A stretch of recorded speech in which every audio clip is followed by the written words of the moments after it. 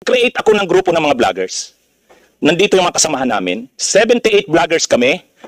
Yun yung nag-initiate ng rally noong January 18 sa EDSA People Power Monument. Nandun yung pangalan ng 80 vloggers. At proud kami na sabihin na kami ang mga vloggers na hindi kami napi-fake news. Pero may current events talaga. Paborito kong itong Quadcom, yung investigation kay Sara Duterte. In fact, nag-create ako ng grupo ng mga vloggers. Nandito yung mga kasamahan namin. 78 vloggers kami.